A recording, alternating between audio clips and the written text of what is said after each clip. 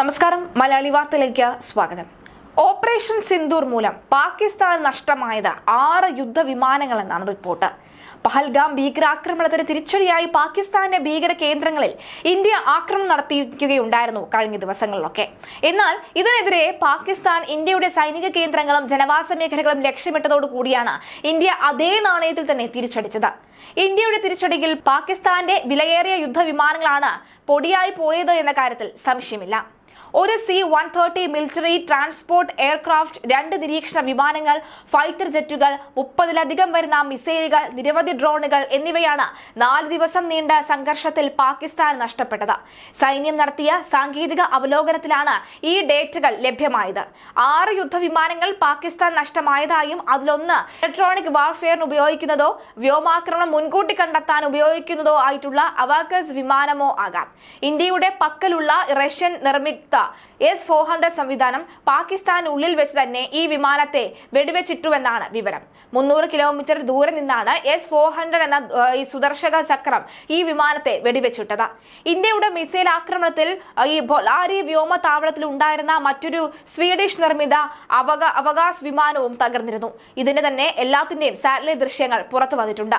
ഈ വ്യോമതാവളം ആക്രമിക്കപ്പെടുന്ന സമയത്ത് അവിടെ ഹാങ്കറിൽ മറ്റ് യുദ്ധവിമാനങ്ങളും സൂക്ഷിച്ചിരുന്നു. എന്നാൽ ഇവയെ ഇന്ത്യ കണക്കുകൂട്ടിയിട്ടേ ഇല്ല.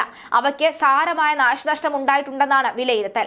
എന്നാൽ ഈ വിമാനങ്ങൾ ഇതുവരെ പാകിസ്ഥാൻ നീക്കം ചെയ്യുകയോ ഇവിടെ നിന്ന് തകർന്ന അവശിഷ്ടങ്ങൾ പുറത്തേക്ക് മാറ്റുകയോ ചെയ്തിട്ടില്ല. പാക് യുദ്ധവിമാനങ്ങളെ വെടിവെച്ചിടുന്നതിന്റെ ഇലക്ട്രോണിക് വിവരങ്ങൾ ഇന്ത്യ ശേഖരിച്ചിട്ടുണ്ട്. ഇന്ത്യയുടെ റഡാർ സംവിധാനങ്ങളും മിസൈൽ പ്രതിരോധ സംവിധാനങ്ങളിൽ നിന്നുമുള്ള വിവരങ്ങൾ പ്രകാരം മിസൈലിന്റേത് ഈ യുദ്ധവിമാനങ്ങൾ റഡാറിൽ നിന്ന് അപ്രത്യക്ഷമാകുന്നത് വ്യക്തമാണ്. പഞ്ചാബ് പ്രവിശ്യയിലെ വ്യോമതാവളത്തിൽ നടത്തിയ ആക്രമണത്തിലാണ് C-130 എന്ന മിലിറ്ററി ട്രാൻസ്പോർട്ട് വിമാനം തകർന്നത്. ഡ്രോണുകൾക്ക് പുറമെ ഇന്ത്യ കൂടുതലും ഉപയോഗിച്ചത് വിമാനങ്ങളിൽ നിന്ന് തൊടുക്കാവുന്ന ക്രൂസ് മിസൈലുകളായിരുന്നു. ബ്രഹ്മോസ് മിസൈലുകൾ കൂടുതൽ പ്രയോഗിച്ചിട്ടില്ല.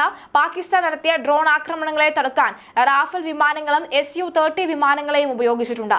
ഇതിലൂടെ നിരവധി ചൈനീസ് നിർമ്മിത മീഡിയം ആൾട്ടിറ്റ്യൂഡ് ഡ്രോണായ വിങ് ലൂങ് ഇന്ത്യ തകർത്തു. വ്യോമ പ്രതിരോധ സംവിധാനങ്ങൾ തന്നെ ഇത്തരത്തിൽ 10 ഡ്രോണുകൾ വെടിവെച്ചിട്ടു. ഇന്ത്യൻ സൈനിക കേന്ദ്രങ്ങൾ ലക്ഷ്യമിട്ട് പാകിസ്ഥാൻ തൊടുത്തുവിട്ട ക്രൂസ് മിസൈലുകളും ബാലിസ്റ്റിക് മിസൈലുകളും വ്യോമസേന തകർത്തിരുന്നു. പ്രതീക്ഷിച്ചതിലും വലിയ നാശമാണ് പാകിസ്ഥാൻ ഇന്ത്യ നൽകിയത് എന്നാണ് വിവരം. വ്യോമ പ്രതിരോധ സംവിധാനങ്ങളും റഡാറുകളും നൽകുന്ന വിവരങ്ങൾ വിശകലനം ചെയ്തുകൊണ്ടിരിക്കുകയാണ് ഇവിടെ. മെയ് 6-ന് ഇന്ത്യ പാകിസ്ഥാനിലെ ഭീകര കേന്ദ്രങ്ങൾ ആക്രമിച്ചതു മുതൽ തുടങ്ങിയ സംഘർഷം മെയ് 10-നാണ് അവസാനിച്ചത്.